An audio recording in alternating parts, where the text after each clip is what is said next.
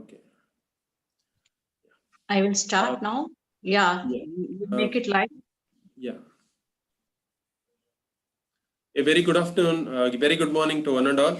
Respected Principal, Dr. CPS Prakash, honorable dignitaries, industry colleagues, faculty members, participants, coordinators, and my dear students. I, Dr. Deepakar, take immense pleasure to welcome every delegate and extend the warmest welcome to all of you for the 7th day of AI Conclave 2020 on behalf of Department of Management Studies, Dayanand Sagar College of Engineering. Hiding within those mounds of data is knowledge that could change the life of a patient or change the world, according to Atul Bute. So we all are gathered today to understand the same. Artificial intelligence in business is already being considered as a breakthrough that can enable the current MBA graduates become great managers. The applications of AI in business are many, from improving relationships with employees and customers to finding patterns in extreme data volume to performing repetitive tasks. Thus, right knowledge at right time can assure success for all the organizations. Thus, it is not too late to embrace this opportunity to understand AI in business. Thus, Artificial Intelligence Conclave 2020. Deep learning is an AI function that mimics the working of human brain in processing data for using in detecting objects, recognizing speech, translating languages, and making decisions. Deep learning AI is able to learn without human supervision, drawing from data that is both unstructured and unlabeled. Thus, the 7th day of AI Conclave 2020 has been organized to address and understand the proof of the concept deep learning projects undertaken in the industry currently and to understand the ecosystem built in place for academia and industry to understand, adopt, and implement AI. So I now request our beloved head of the department, Dr. KG Hemlata, Department of Management Studies, to welcome the gathering. Good morning, dignitaries, my principal, my faculty member, and my dear students. It gives me immense pleasure to welcome Mr. Saurabh Tiwari, a principal engineer and technical manager, Intel Corporation Limited, to the wonderful event AI Conclave 2020. It consists of series of expert talks and then a hands-on session for the audience. It's going to be a academia industry interface to update ourselves to the industry requirement. Today we are going to have with us Mr. Saurabh Tiwari, and on behalf of Department of Management Studies and the Dayanand College of Engineering, I welcome you for today's 7th day, the first event. Over to you, Dr. Deepak, for guest introduction. Thank you. Thank you, madam. Thank you, madam. Now, today we'll be looking into the ecosystem of deep learning in AI with our today's keynote speaker, Mr. Saurabh Tiwari. Mr. Saurabh is a principal engineer and technical manager in Data Center Products Group AI division at Intel Corporation. Mr. Saurabh completed his master's in computer engineering from Indian Institute of Science and has 20 years of experience in semiconductor industry with multinational companies such as Texas Instruments and Intel Corporation in the field of architecture simulation. Mr. Saurabh has won approved patent in memory architecture from US Patent Office and has been technical committee chair in famous conferences such as DYCon. Mr. Saurabh also received Intel Achievement Award, one of the highest recognitions at company level for his technical contributions. During his career in Intel, he has contributed strongly to Intel's mainstream microprocessors for laptop computers and computer accelerator architecture for graphics, imaging, and artificial intelligence. So without further ado, I request Mr. Saurabh Tiwari to address the gathering. Thank you, sir. First of all, I would like to offer thanks to all of the staff of the department to give me this opportunity to talk to you guys.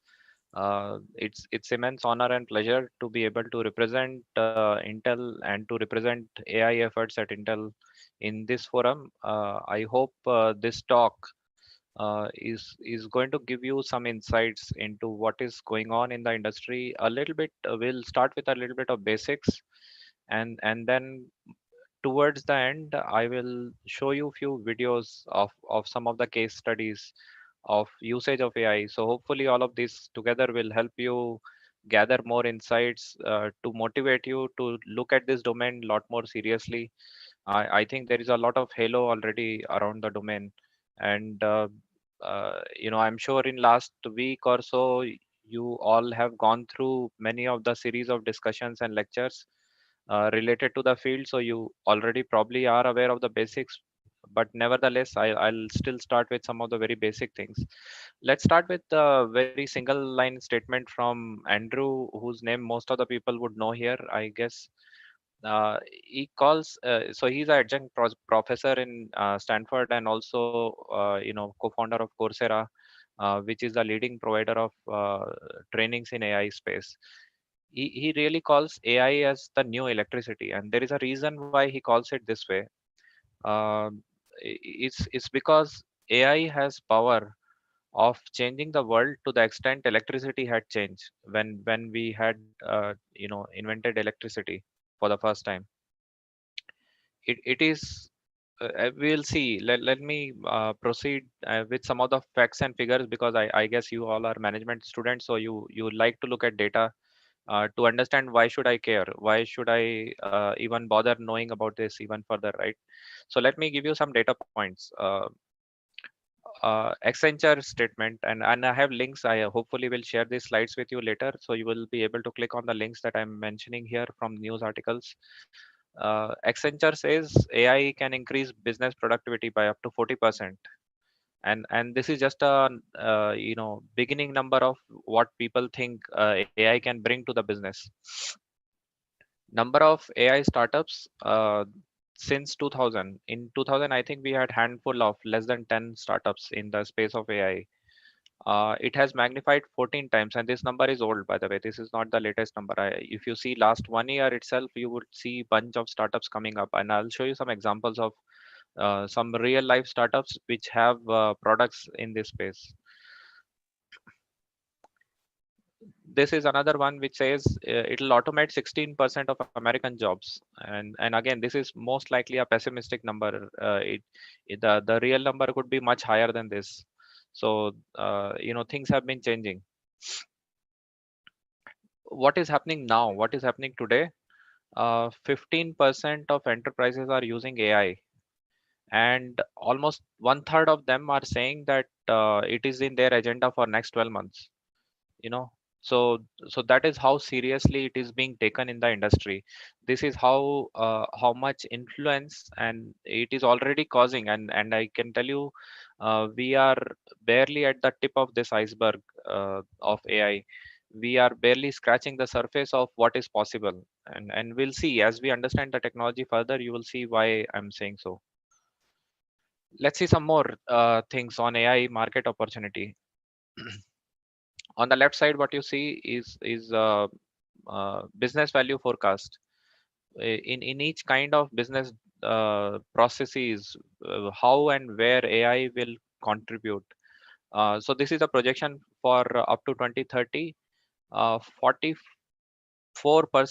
of decision support augmentation will be done using AI, and this is one space why even you guys should care quite a bit, is because AI is unlike previous computing technologies which were automating the what we call as a blue collar jobs. It has potential for decision support systems. It has potential for the most highest end jobs. It is not yet another automation tool.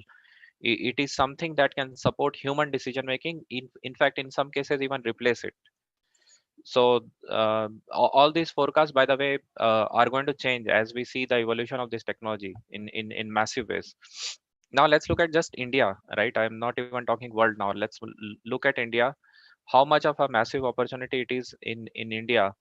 And as you see, by 2025, $90 billion worth of market in India alone, which again you can see that compared to rest of the world, we are in nowhere comparison to China and US. moving on, let's start with some of the stages of artificial intelligence. And again, this uh, what we are looking at right now is pretty much the bottom of this pyramid, where you are looking at early usages of machine learning in the space of decision making, technology, and everything, every other aspects of life.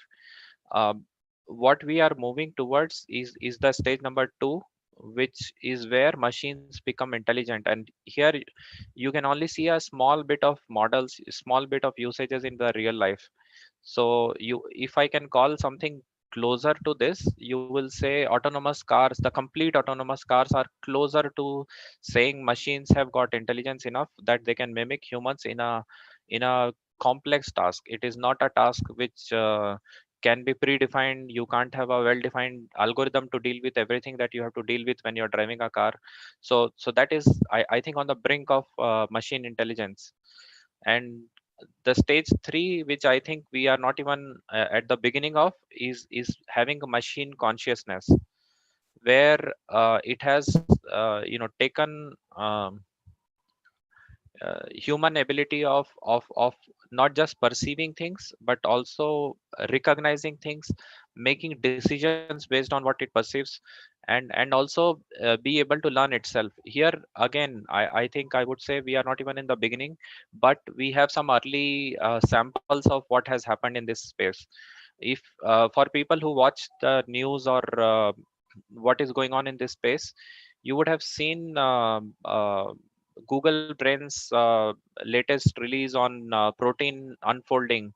They decoded one of the most challenging biology algorithm of protein folding, which basically opens doors for designing medicines and research on cancer, research on virus, all those kind of things, which was almost impossible before looking at the data and analyzing that kind of complex data, which even most advanced scientists are not able to decode it since many years. So this has been a golden problem. That's on the health space.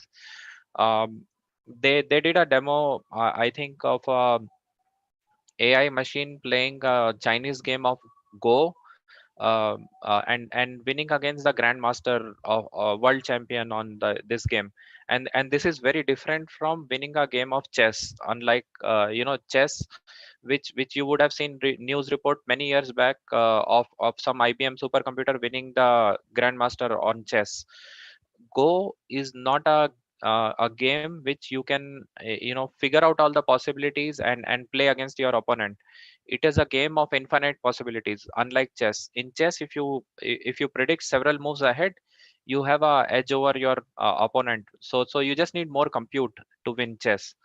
On the other hand, to win Go, it is not possible to do calculations and the computations of every possible moves. At every move there is infinite possibilities, and that is why it needs what we call as intuition. It needs more human like way of thinking about things, not just doing calculations and computations and looking at memory. So this is why it is challenging, and I think those are a few early samples of where we are looking at machine consciousness, trying to mimic human brain beyond just recollecting what we see, or beyond recognizing patterns. It is really getting into the space of where we are able to learn and apply that learning and experience on things. Um, so without going into much detail of each of these things, what I would want to put in front of you is all the possible applications of AI, and you can see the space is huge, all the way from language processing to personal assistant to you must be seeing these things happening around you already. We have tons of examples of AI applied in the devices now in our hand. When you buy a phone, it will say neuroprocessor or whatnot, right? These all are now starting to have deep learning hardware which basically is able to help you with certain things. Right now your phones can only do small things. They can, when you're taking a picture, it will suggest what kind of scene you are in and adjust your phone brightness, lighting condition, contrast, n number of parameters of your camera based on the lighting, based on analysis of the scene. So some amount of deep learning you will see in most advanced phones already in the market. It is not too much of science fiction and future that we are talking. The technology is already in your hands, at least beginning to be in your hands. Top areas, again, think of an area and you can apply AI there. I really don't want to focus on one or the other. I think it can be things like the traditional things that computing has been applied, but something very non-traditional as well. And again, I'm sure people who have watched videos and are following the news in this area, you would have seen this thing. Google, for example, made an algorithm which took paintings from a scientist, took a photo of a place, and kind of merged these things together, saying, how will this artist make the painting of this place? And so it is in arts. It is not just in places where you do computation. It is in a place where the most evolved human thinking is applied, in the places where you couldn't have thought with traditional compute. So AI can be applied in arts. It can be applied in you know um, safety, security, decision making processes, to legal. I'll tell you one interesting instance. So I provide AI training within my company, and people from all walks of life, they attend this training. So sometimes I get to know people who are on a very different kind of domain, but they are interested in this field. So I gave a training just few weeks back, and the person who contacted me back saying, I liked your training, and I want to learn how do I apply it in my field. And the person was from the field of legal, basically legal and compliance. How do I analyze tons of cases that come to me, and say with any certainty that which of these I can say I don't need to spend my time on, because these are definitely not a case of a rule being broken. Because a ton of those are like that. They are false positives. They are the kind of cases where it looks like on the borderline of some rule being broken, but it is hard to say. So without a human intervention, it is hard to judge whether you should discard this case or you should look at it in next level detail. So things like that, where an expert is applying his mind, who has learned this art, who has learned this field for many years. Even in those fields, AI can be applied, and this is what makes it more powerful than other technologies that we have around us. So what I'll do now is I have basically three sections of my slides, and we'll see how far we go, because I have a lot more slides than the time we have. So let's see how far we go, or I will probably skip over some of the things or go a little faster. The first part is basics. So I will cover basics of deep learning, AI, and some of the related technologies. First part. The second part is about a very specific project that we did in applying AI. With So there is an intern who is working with me, and she's graduating from US, but she came here to do a small project in AI, and this project is on a specific application of AI in a very practical field. So I have an example of that kind which we have worked in last few months. And then finally I have a last section where I have short videos of AI being applied in various fields of business. So I would really like to get there, because I think that might be also interesting to you guys. So let's see. So I will probably go over basics a little faster, and then we'll spend more time on the other two sections. I'm sure most of you would have seen this in one or the other AI discussion. The whole idea of machine learning is kind of quite different from traditional programming paradigm. And before, even I'm sure you have looked at this picture, or even if you have not looked at, let's focus on what I'm trying to say here. Traditionally, when you write a program, you write a function, you give it some input, and you get some output. This is how the computing paradigm has been. If I keep giving same input, my program will give same output. It is always predictable. In machine learning, what we are trying to do is I'm trying to make this function, this program, evolve over time. So I may start with a function, but I want this function to evolve, learn, become better as it sees more inputs. Hence, the paradigm is little different than traditional programming. What we are trying to do is my machine learning framework is taking both inputs and outputs. It says for this input, this output. For this other input, this is an output. What I expect. So I train a function based on lots of data that I already have, and this is why it becomes quite powerful because my function, my output of this process can change as it sees more data, and this is what allows this function to learn from the experience. This paradigm really tries to move from a fixed functionality to a variable functionality, and this is what we are trying to apply in machine learning or in artificial intelligence.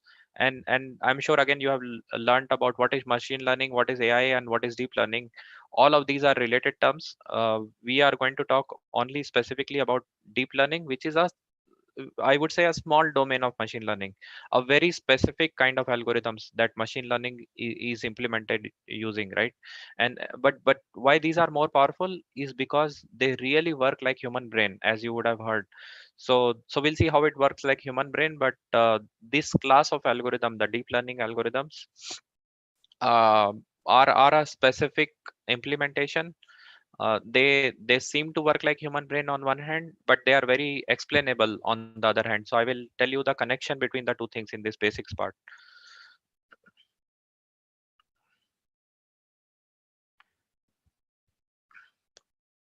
So first, before we dive into details, let's look at when would we use machine learning. We use machine learning. Of course, we can get scared and say, "Will this replace my job?" That's one extreme. But let's start with what is possible today. Um, we want to use machine learning where human expertise doesn't exist or cannot be built in certain cases due to risk, danger, or whatever we want to call it. So for example, this you see the picture on the leftmost side of Mars rover. This is a robot that was sent to Mars when we kind of landed any machine on Mars surface for first time, and it is very different from sending something to moon. Why? Because if you send a robot to moon, you can communicate with the robot back and forth from a control station in Earth, because the moon is quite close to Earth. So the time it will take for signals to go back and forth is tolerable. You almost feel like you are remote controlling something. Mars, on the other hand, is so far away from Earth that you can't really have a remote control on Earth and control a robot on Mars. By the time you will try to say stop, it would have landed in some big pit or a hole. So it is not possible to control a robot. This is why when we sent a robot to the surface of Mars to collect samples of the soil and other things, it had to be something that will work on its own. It had to be something that will land, will learn, will adapt to the surface, will check the porosity of the soil, will move in a safe way, figure it out on its own. There is no human which has landed in Mars before, so we don't have much experience from that thing.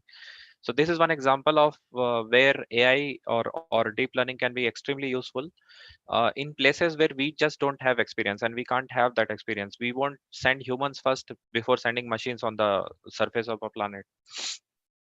So more so I won't go into each example details. But sometimes humans can't even explain their experience very well. In those cases also AI is useful because it can learn from the data that exists, similar to a human will learn. We also learn from books and online websites like Wikipedia and all those. So if an algorithm can learn on its own, it is better because we really can't teach it in a manual way. So explaining their expertise in terms of code is going to be too much if we do it in traditional way. This is another place where we would want to use AI and deep learning. And if you really think about it, there are just too many such places. It's not like one-off place in speech recognition or medicine or such things where we need this. If you really see, we need this in every walk of life almost. Let's take a very specific problem. This is a classic example of a task that needs some sort of machine learning. If you see what is this picture that you are seeing on the screen, it is handwritten digits from 0 to 9. You see the one in red boxes. It's very hard to say whether it is 2 or a 3. Even a human will kind of struggle to say this is 3 or this is like 2 but little twisted and all those. Even the way twos have been written in the green box, you see there is so much variety between how people write 2. Even simple digit recognition, right? So it's a hard problem. It's not very easy problem to even recognize handwriting like this. This data, by the way, comes from a data of National Statistics Institute in US. Uh, Basically, all kinds of digit characterization data, and this is made in the form of a database called MNIST.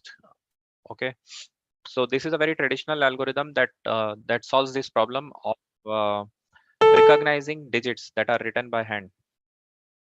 And we'll see later a neural network that kind of recognizes this.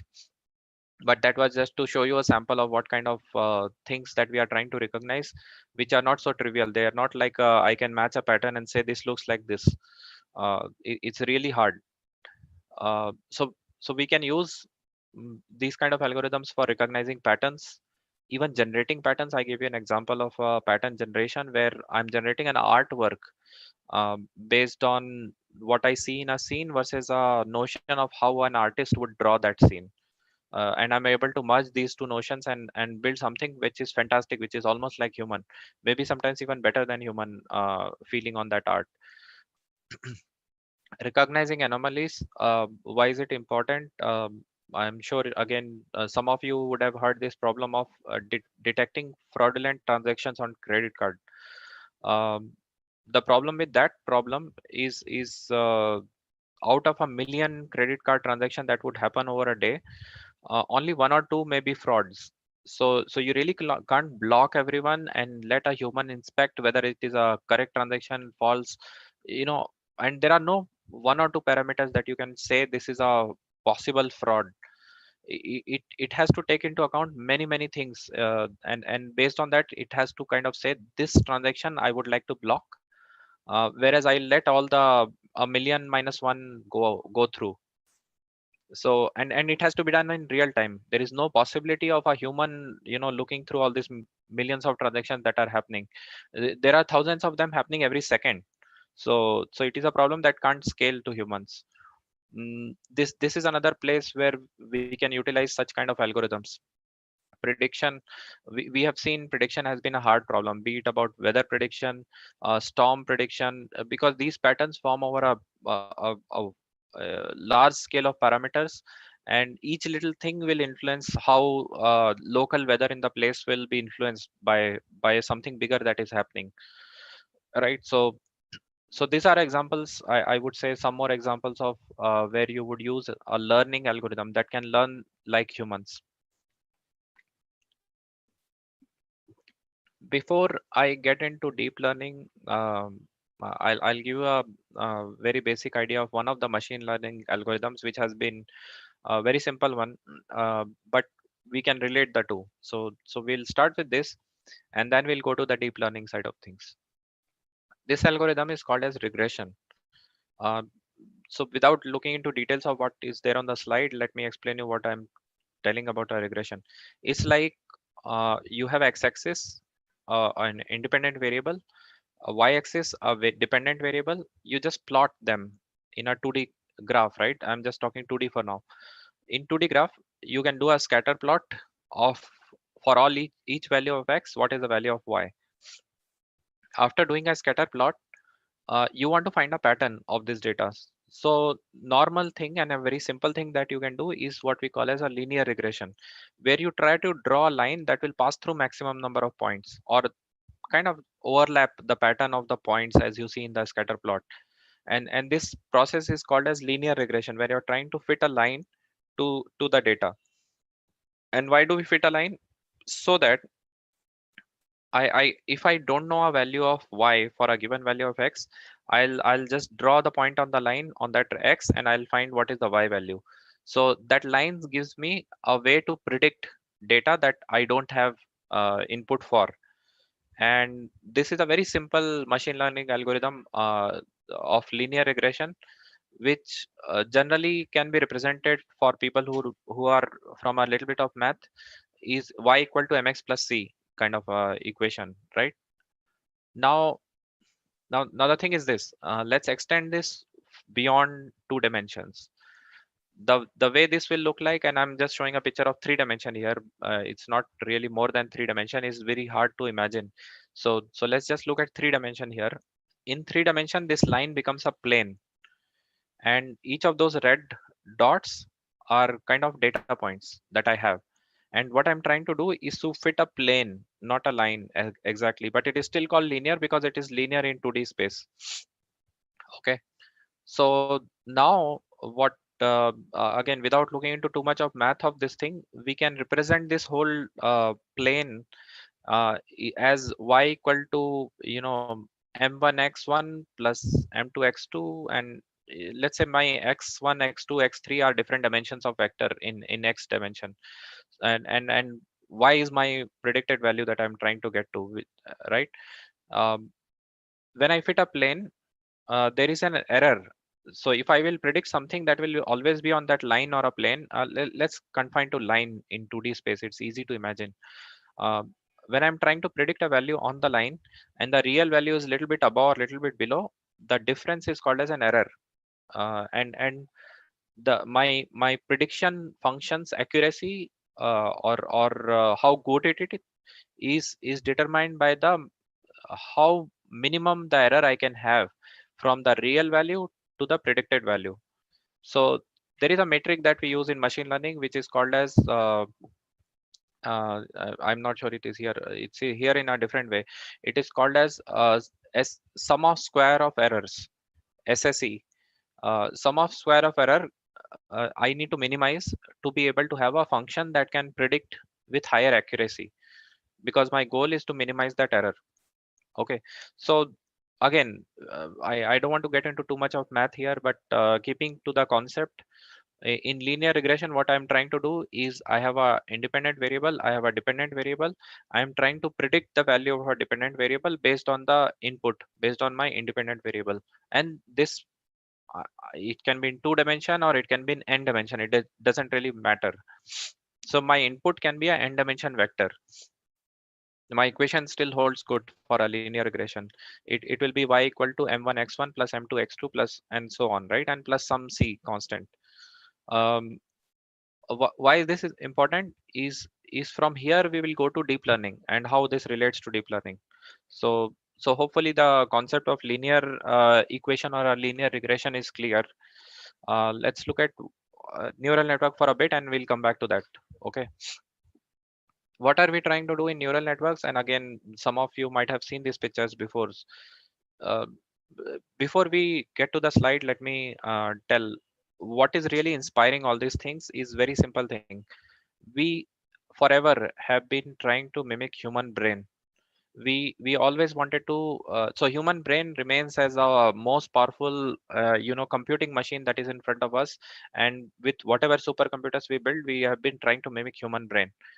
Um, and and with large amount of compute memory, everything, we still were able to match or beat the compute capacity of a human brain, but not necessarily the decision making, judgment, experience, intuition, those capacities. um, so people have been doing this research on both angles, one on the digital compute angle, other from the biology and simply understanding the human anatomy of human brain angle. And lot of this research, and actually there is a very profound research which was done in 1960s or something, where a scientist basically put probes in brain of a rat and check the signals on different inputs, right? When the rat is exposed to heat or cold or things like that, right? Until different conditions, which part of brains are activated and how signals are traveling through the brain. uh, that was just one of the first research. After that, there have been tons of research using even MRI scans and whatnot on trying to understand the nervous system of humans. What they have figured out is, our nervous system consists of a very specific kind of cells called neurons, which you see here in the left side of the slide. Neurons have a very specific structure. It has a bunch of inputs coming from these nodes called dendrites. It has a nucleus, which seems to be kind of a brain of a neuron, and then it has a long node coming out, which is called axon. And an axon basically connects to the next set of neurons, and this is how neural networks are connected in our nervous system also. It's like a web of neurons connected to each other. What they have seen is, when we have a particular sensation, be it vision or be it skin or whatnot, uh, there is a specific set of neurons that get fired or activated in nervous system when you have sensation in a particular part of the body or a sensation of a particular kind.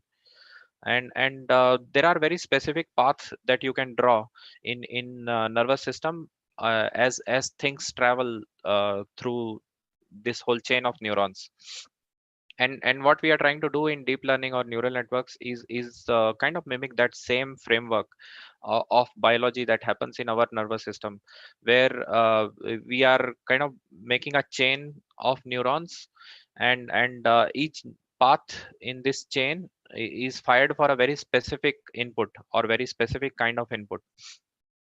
And it forms a very complicated pattern eventually, but what is happening in each neuron, we are trying to do first of all a mathematical model, because that allows us to kind of simulate that neuron in our traditional computers. And this is what you see in the picture on the right side.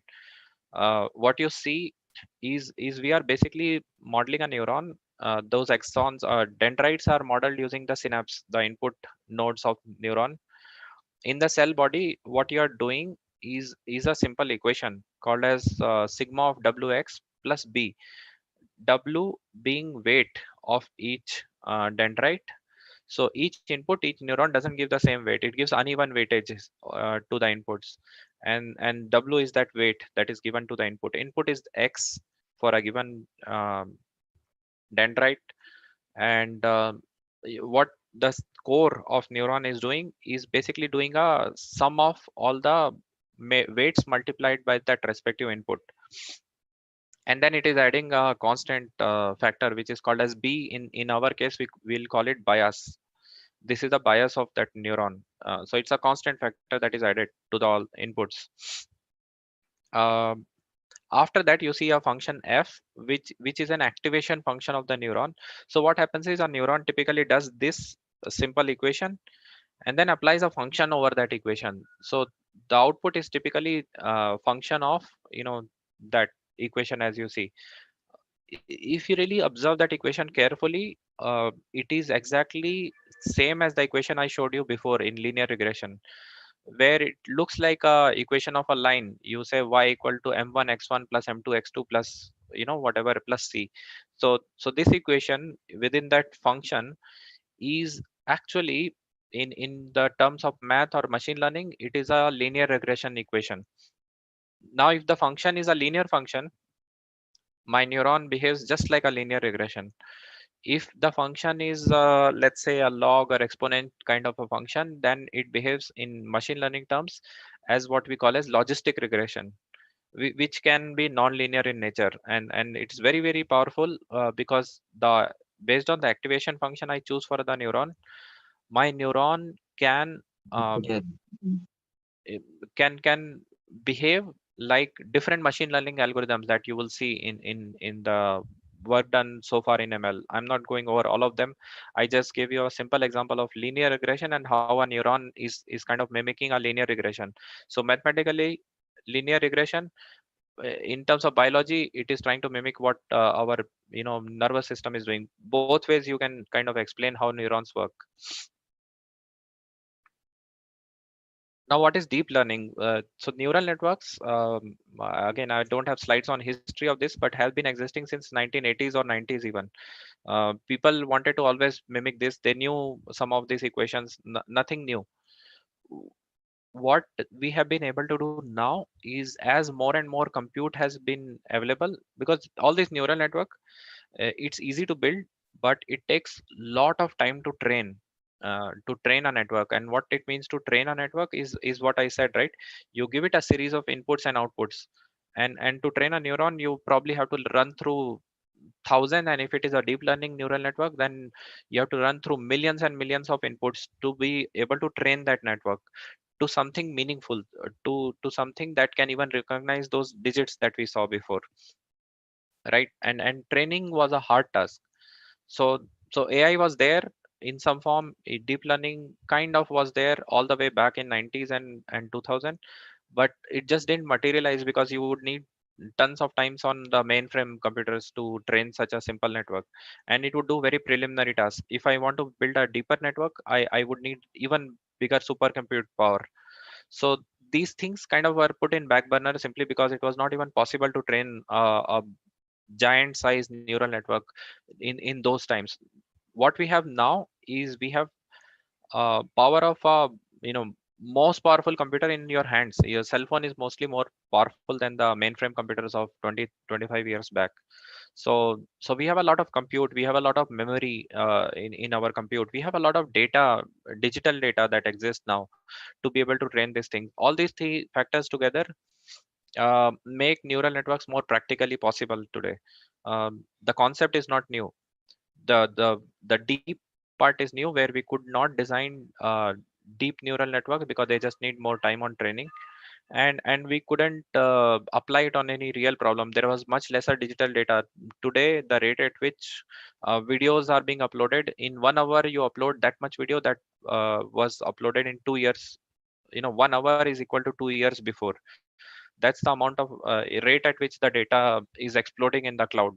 So it's just huge amount of data that is available in front of us to be able to train these kind of networks now, plus a huge amount of compute power that we can make it more practical. And this is why the domain is not new, the concepts are not new, but it is just in such a hype right away. So what is deep? One single neuron is logistic regression, or a linear regression, but when you chain them together, they become an entity that each neuron is learning and the whole entity is learning. And as you pass through the chains of neuron, the information is building up. So we'll see some example hopefully. So let me hold back. Yeah, this example may be a good one, where a neural network is used to recognize faces. What is really happening? You are feeding a raw image in the bottom of this network. So this network starts in the bottom, and as you percolate through chains of neuron, the first set of neurons only see lines or edges in different angles. So each neuron is fired for a whenever it sees a line in a particular angle. The next set of neurons can build upon those edges because they connect from two different neurons who basically form a pattern. So you start to form pattern as you percolate through a deep learning network, and as you go through deeper and deeper, you will see it is able to build, okay, this kind of face, that neuron will fire, that kind of face, that neuron will fire. So the information is abstracted as you go deeper into the network, and it is assimilated together to make sense. And this is roughly how our brain kind of also works. And this is how you can imagine how a neural network is kind of building up the information to make something more meaningful, to be able to come to a point where it is able to take a decision to say it is person A versus person B. It's a simple task in today's world, but just to give a sample of that, right? Now, when this network is trained, you will start with an image, you will give a label, and if the label doesn't match, what you would do is you kind of propagate the error back into the network to train it. That's how the training of this neural network happens. The error is propagated back in the network, and you kind of adjust those weights that I showed in the neuron. Each of the weights are little adjusted, and kind of that error goes back all the way to the first layer. and then you train on the next image, and then error propagates back. So that way the network keeps learning as it sees more and more input. Okay, this is probably a similar thing in action, in animation, just to help you imagine how the whole thing works. So in the first image you see a single neuron learning. It's kind of applying weights, and then it sees the output, and then it's kind of back propagating to adjust the weights. Okay, and the other image shows how a deep learning network typically works, where different neurons are fired for different kind of inputs.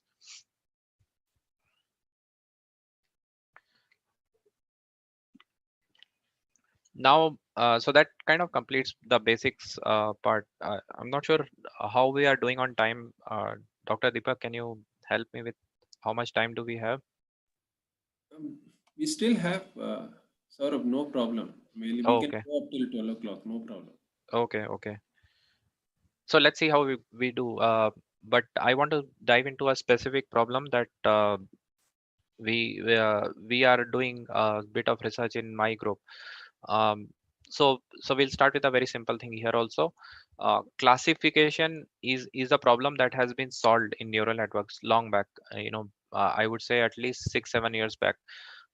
So you can classify a cat, but what is harder about classifying multiple objects in an image is a single object you can kind of recognize, let's suppose, by what we call as convolution based neural network. Why it is called convolution based is because in each of this neural network, the operation that you are doing is if you see w dot x is a dot product of two variables, but in reality those are not single numbers, they are actually matrices. When you feed an image, it's not a one number, it is matrix of pixel values. So you have to do this w dot x on a picture, which means it becomes operation of two matrices being multiplied, right? So again, those networks are called as convolution based neural network, where they are doing this operation of convolution. What is hard in this is as you move from single object to multiple objects in an image, and they may be overlapping, as you see, it becomes harder and harder problem because they are overlapping. You really can't see all the characteristics of one object clearly separated from the other object as you are seeing a 2D picture. What is even harder is to be able to really draw boundaries on each object and say this is a dog, this is a cat, that kind of thing, right? So this is where the field is going.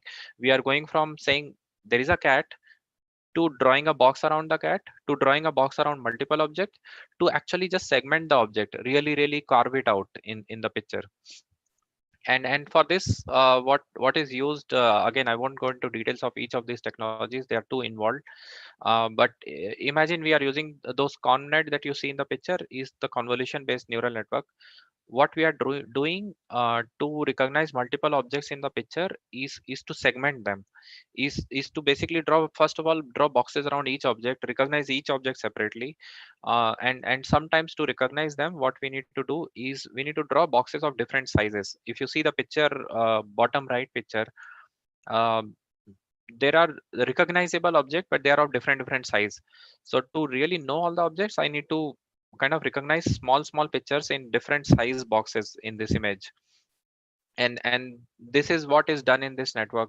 Just to give you an idea, they create small regions, and then you operate CNN within that region, and you do that multiple times over the image to be able to recognize all the objects. So it's a very hard problem. It's not about recognizing one object in the picture, it's about recognizing every possible object of every possible size. So that's what increases the amount of computation you need for such a network. The other kind of network which kind of improves on that, saying I don't have to do that way, what I'll do is I'll first pass the whole image over a convolution based network, and then figure out small pieces from that thing. So it's a different algorithm to do the same thing. It's much faster. This has been it has now come out of research to more industry in last few years, right? So fast RCNN is another one in the same domain. The state of the art in this though is what we call as YOLO. YOLO is one of the most fantastic algorithm that works very fast compared to the previous thing that you saw in the last two slides, right? YOLO, it just goes and directly predicts the bounds. why is it called YOLO is because you are analyzing the image only one time.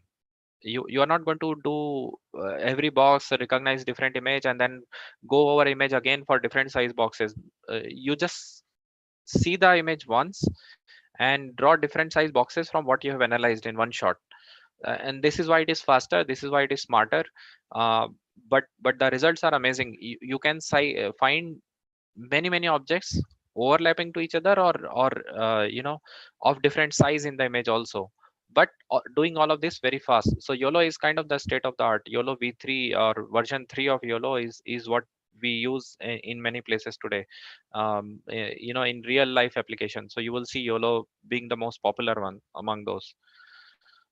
Let's switch gears to another aspects of deep learning, which is little different, because recognizing images is one thing that we saw. Language modeling is a different kind of problem. Why is it different? We'll see. Let's look at this animation for a second.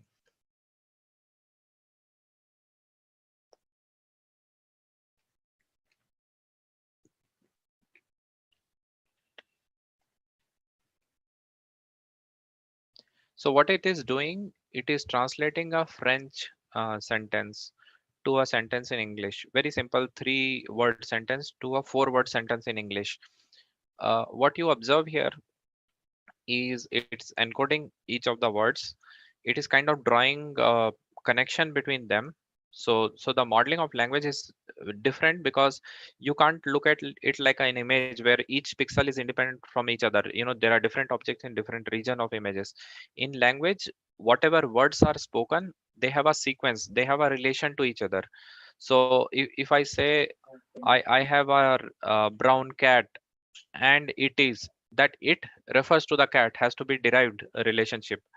So this is very specifically different from what you would see in pictures, in analyzing videos. Okay.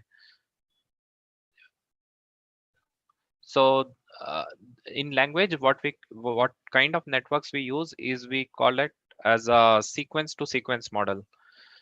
They basically are doing a very different kind of operation, where you are analyzing a word, then remembering that word while analyzing the next word, and you are kind of drawing relationship between words. And when you are converting it to another language, what you are doing is that sequence of words which are encoded, you are now decoding it into a different language.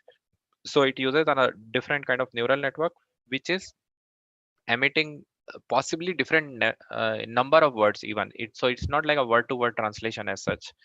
It is really a very smart translation of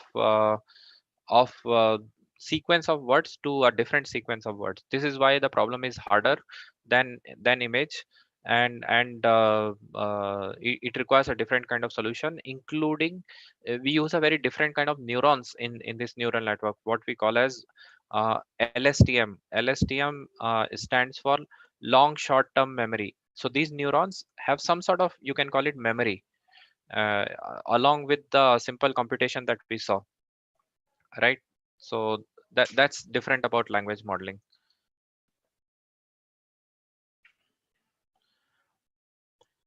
In language, one more thing that I sort of refer to, and you will see in this example, I won't spend too much time on this, but what you will see is even between sentences you will have relationships. You will have some sort of connection between the sentences. It is not simple, you know I just translate one sentence and then I forget the context. So sometimes, but the context in language is kind of, from all the understanding of literature, what was understood is the words next to each other carry more context compared to a sentence to another sentence context. And if the sentences are nearby, then they will have more relation to each other's context. If a sentence is far away from a sentence in another page of the book, most likely they don't carry the same exact context. Okay. So context is more related to proximity. That's the first understanding. The second understanding is but there is some amount of long term memory this context has. because you will have a very faded context from what was spoken long back to what is being spoken now, though it is not as strong as the next to each other sentences, right? So all these relationships kind of allow us to build a different kind of network, neural network for language specifically, and not just language, for any problem that is of this kind where it is sequence problem. It is not a problem of the kind where you see a two-dimensional or three-dimensional pictures. So the sequence problem require a different kind of neural networks is what I would say you should remember out of it. And so this is a network. I won't explain all of this. It is called as transformer, and this is the state of the art in language modeling. um, you this particular neural network, which was actually invented by Google, I think few years back, is called as BERT, BERT. BERT is kind of the state of the art of language modeling. Why is it so powerful? Is because this neural network has been trained already on two databases for understanding language. First is Encyclopedia Britannica, and second is all of Wikipedia data, which is tons and tons of language data. If I'm just talking English for a second, right? It's a lot of data of all kinds of sentences that have ever been spoken, to all kinds of written data that is there. So it carries a lot of context about how a language is composed, and this is what you have trained BERT. Now this neural network is very unique. You can actually take the language understanding part of the neural network, reuse it, and connect it to another neural network that can do something else out of the language understanding, which is you must have heard there is a network for sentiment analysis. What it does is it builds on this language model, and then from the language understanding you are trying to derive sentiments, and you are saying whatever was spoken was positive or negative, whatever was spoken was racist comment or not, things like that you can analyze. But the baseline framework of language understanding you can just reuse, so it is open to use by anyone. But is a pre-trained network is actually available for usage by public, but you can attach your own model after that to do whatever you want to do, right? And people have used it in n number of ways, to analyze news, to sentiment analysis, to speech to text, to saying converting one language to another language, all of those things. So it's extremely powerful, and this is what is the BERT mechanism, right? You basically train the network on all large amount of text, which is books, Wikipedia, encyclopedias, and all those things. This is a semi supervised learning step where you are kind of saying this is what you predict and this is what is there in the book. Then you do a supervised learning, and you add your own classifier. The classifier could be saying this email is a spam or not, to saying what is the sentiment of this sentence. All of those kind of things can be done. And again, I'm not explaining you all the details of supervised and unsupervised learning, but I'm sure some of this would have been covered in one of the AI conclaves before. So you are adding your own classifier. Why BERT is also important is it has been proven with data that for language modeling it is even superior to human understanding in some cases. So it's not just trying to match what human capabilities in language understanding. You take an expert in a language who knows two languages and let him translate, and let this algorithm translate. You will see they are either ISO or BERT is sometimes a little bit better in translation. And this has been proven with data. So we are not talking science fiction. We already have algorithms that are exceeding human abilities in perception. So this is on language. There is another network that I showed, YOLO or similar kind of networks. They are proven to be better than humans on image recognition exercise. uh, when I say better than human, better than average human, it's not like better than best.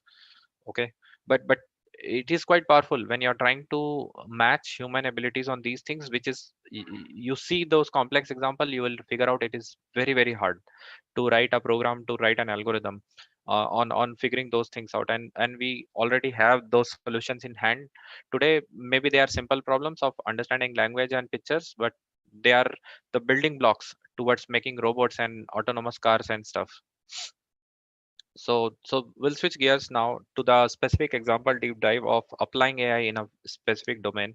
Um, so this is an example of what we, one of the students in my team worked for last few months, and then we'll switch to the last part of the presentation, right? What we did is we wanted to understand which kind of algorithms and how we take a problem, decompose it in terms of what can be AI can be used for, and apply it and see how it works, right? So what we try to do is to basically say we have this surveillance cameras, right? I'm sure you would have seen in most of the places now, public places, they are used for monitoring and security and all those things. The problem with those surveillance cameras is that, first of all, they are just cameras, and they can observe a scene, but some human has to monitor it. They will record it, that's a good part of it, but in case of an event, you can only see it later. You can't analyze the scene then and there. If you want to see analyze the scene then and there, then somebody has to keep monitoring all those 12, 14, 18 cameras that are monitoring even a single area, even if it is an apartment or a school or a college. You can't make sense out of the data then and there. And the goal of this problem was this: can I make smart surveillance system which will be able to flag problems quickly, immediately, would not wait for this video to be analyzed later or to be seen by a human all the time. It's almost impractical to assume somebody will look at each footage of the video 24 hours, right? And this is what happens: you generally use the data offline to prove the point, or to prove the offense or whatever.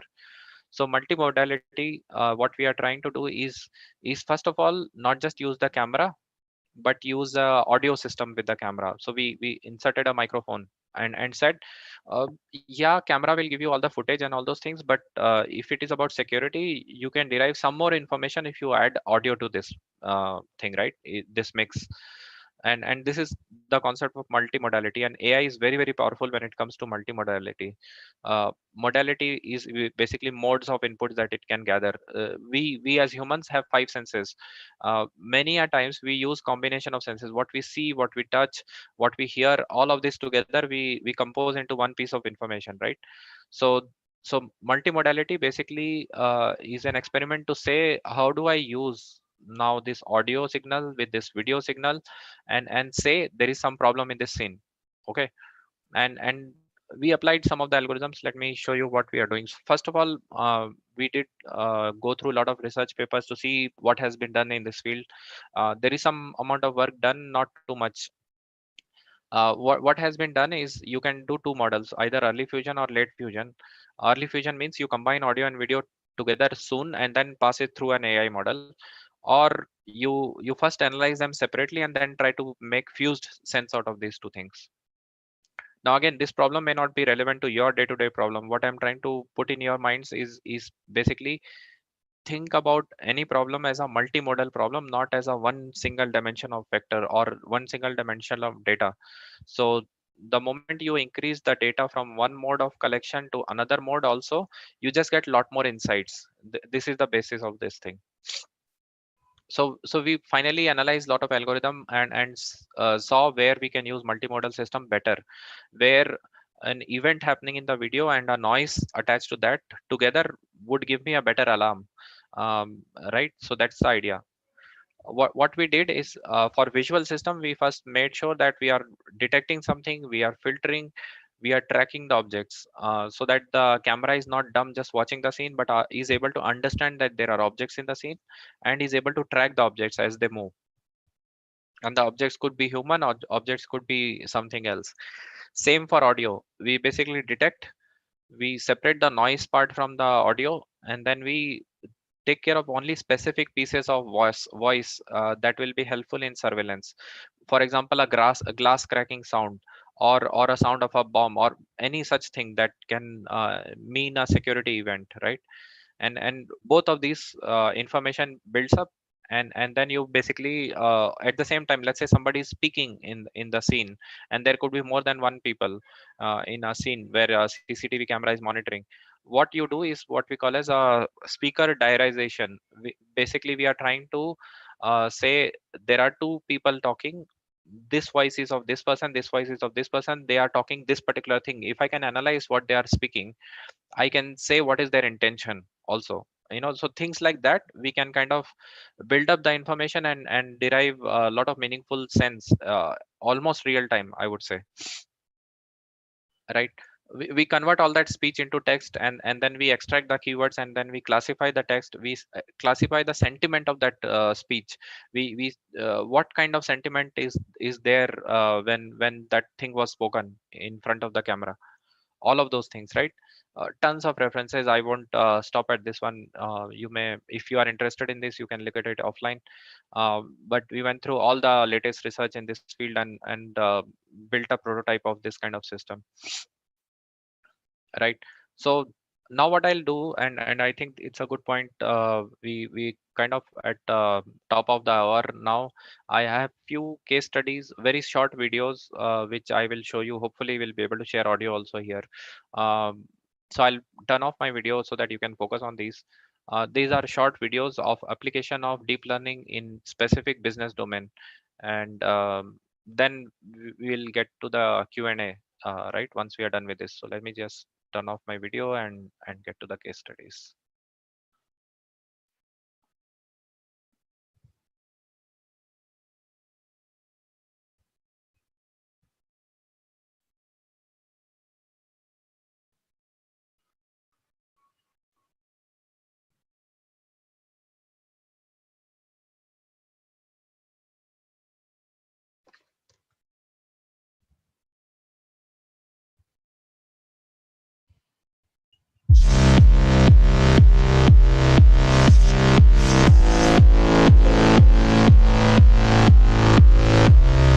One challenge has always been in the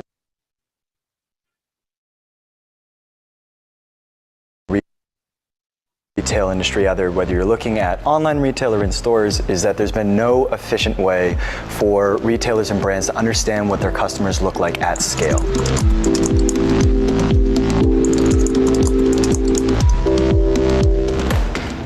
Hi Ellie, welcome to Body Labs. Hi John. Let's get you started. Okay. We recently had a survey that found that 23% of consumers were returning both online and in store. And so what we really want to enable people to do is not only empower businesses to accurately not only understand at scale what their customers look like, but be able to size around them, to design around them, but then also to empower them to be able to virtually try on clothing. So this is our 3D laser scanning room. This is like a barcode scanner for a human body. The way that our technology works is we start with essentially a baseline understanding of human body shape, and we do that through artificial intelligence or AI. And that AI has been trained off of all possible body shapes, all possible poses, and we can reference that data to accurately recreate your full 3D digital body shape. We start with this baseline understanding in our software of what human body shape looks like. And then the AI, or artificial intelligence, can then essentially take that information and say, okay, here's areas where I'm going to fill in the blanks. We can then integrate into a series of applications, whether it's virtual try-on, animation, digital design, 3D apparel design. We can then correlate and average that data together to be able to provide sizing studies, population studies, things like that. From an apparel design standpoint, being able to correlate that information with the sizing information to understand, okay, what does my average size small look like? And how do I modify measurements to be able to improve it to my target customers? Do you see the future of retail? Everybody having a little space like that in their apartment? No.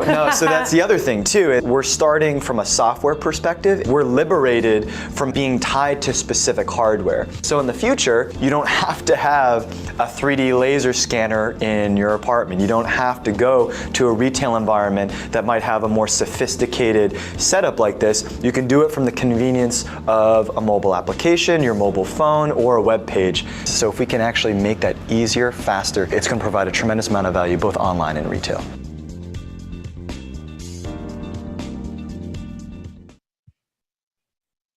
Okay. Were you able to hear the audio properly in this? Yeah, we can. Okay.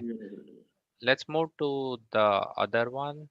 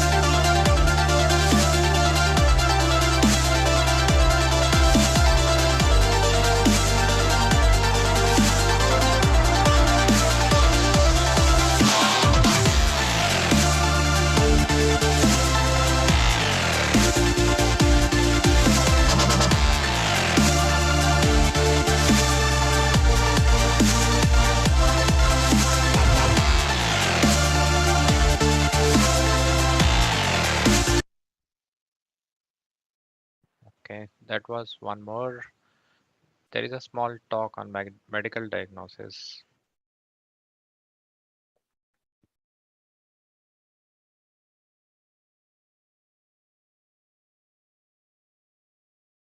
I look at AI not as artificial intelligence, but as augmented intelligence. And that's a fundamental, I think, philosophical direction that we took, where we are complementing people's intelligence with machines that have aspects of the intelligent problem-solving capabilities that together, the person and the machine can do way better than one or the other. And we've seen that from IBM. There's various products that you're rolling out, whether it's Watson analysis of legal documents or of financial statements or of radiology records. And oncology, there's this nice 60-minute segment on Watson for oncology, which is really great from a few weeks ago. Okay, so does this obviate our need for doctors as we know them then in the future, whether it's IBM or anyone else? No, I don't think so. Seriously, it's really, think about a radiologist, since you brought that up, right? You don't want a person that's highly skilled, creative, problem-solving type to be stuck in a dark room looking at images all day long. You want the routine Well, if it's part. your image, you do.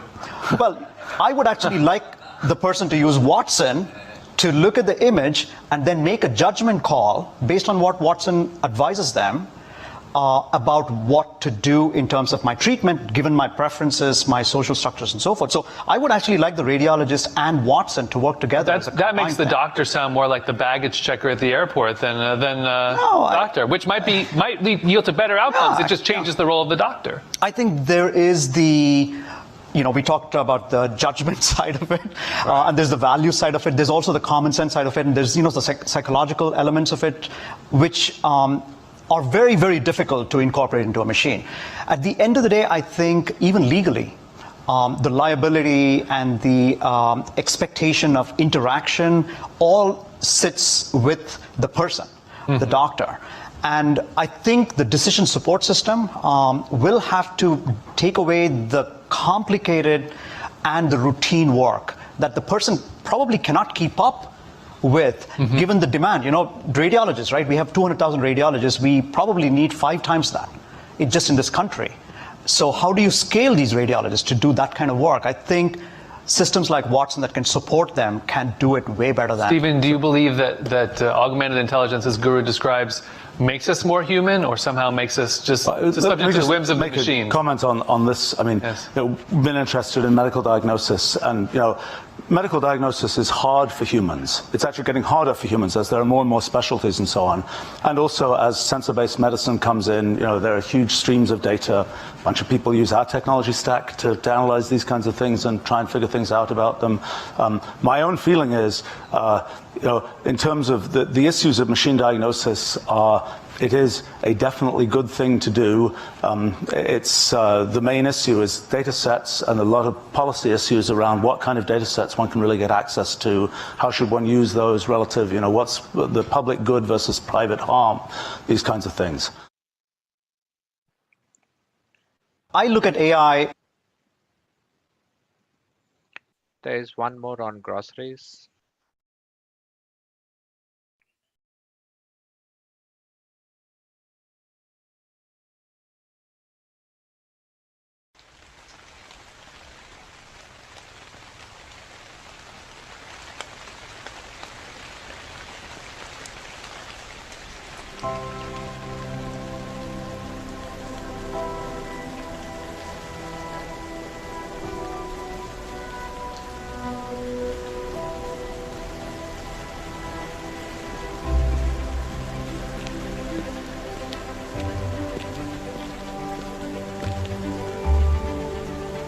The front should pass by midday.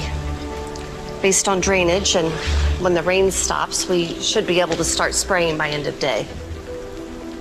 Yeah. Drew on his way back? He said he was checking on the boys. All right.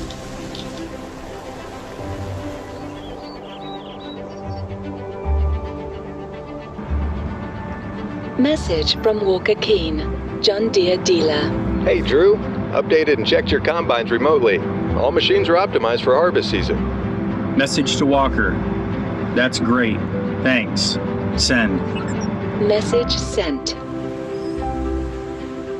Kate, did you see the latest? Looking at it now. Dad's, worried. With the solutions the agronomist sent me, he'll be better. How are the boys? They're working where we can't, and they'll be on it all night. They'll get it done.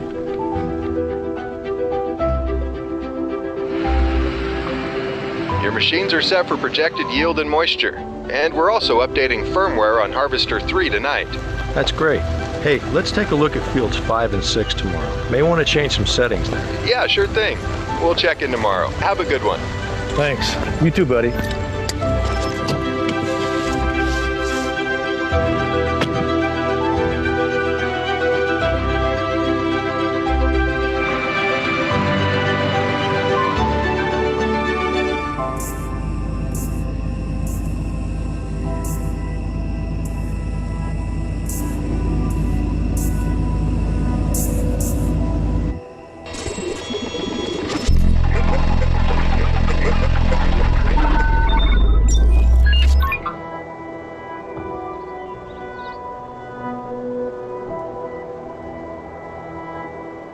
Go to field 5 and aggregate all. Mark. Aggregate field 5. Recommendations from agronomist. Phosphorus nitrogen application on sections 2, 8, and 27 with health predictions. Go with solution 2, field 5. Solution 2, field 5.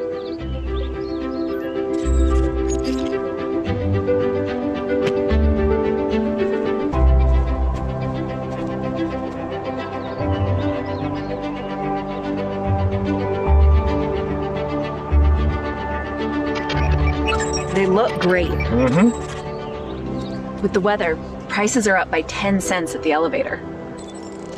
You want to sell? It's not bad. Yep. Shall we? Let's do it.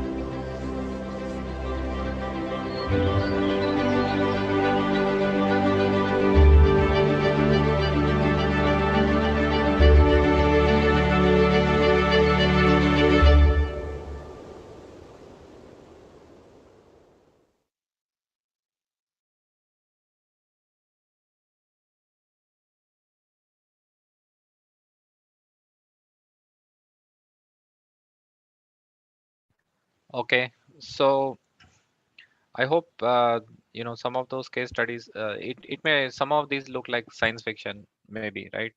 But these are not science fiction. These are what is already happening. These are the things that is being deployed. Maybe not near us as such on the farming side, but there is a huge possibility. And this is why some of these things are relevant to us. I think.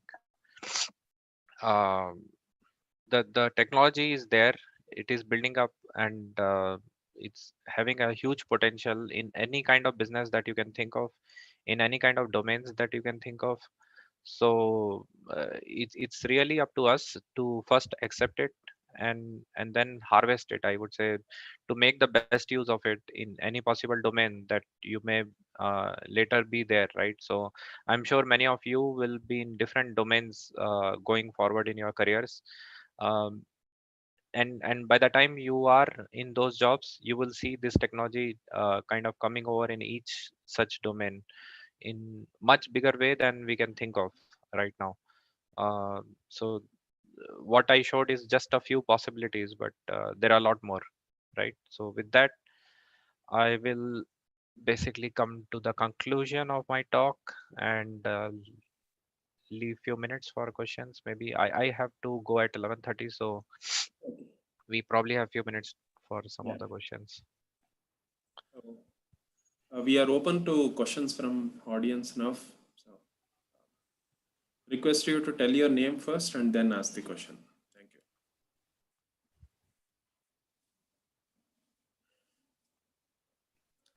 Any questions?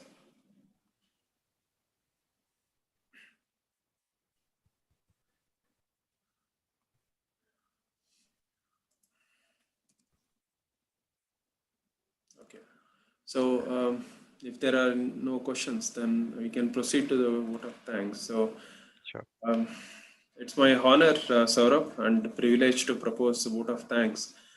We are gathered here on this August occasion of the 7th day of the AI Conclave 2020 to celebrate the gift of wisdom. Now, there is a saying that most of the world, which will make decisions by either guessing or using their gut, they will be either lucky or wrong. So we do understand its meaning now after the talk. And so on behalf of the Institute, faculty members, students, I take this opportunity to thank our today's keynote speaker, Mr. Saurabh Tiwari, Principal Engineer and Technical Manager in Data Center Products Group, AI Division at Intel Corporation, who was kind enough to accept our invitation and to spend his valuable time today. I also like to thank our principal, Dr. CPS Prakash, our head of the department, Dr. KG Hemlata, for their constant support and encouragement. And I would like to also thank the faculty members and students of Department of Management Studies, the Anand Sagar College of Engineering, for participating in this event. Thank you all, and request you to attend our upcoming sessions in our 10-day AI Conclave 2020. Thank you. Thank you very much. Thank you, sir. Yes, thank you. Thank you, Doctor.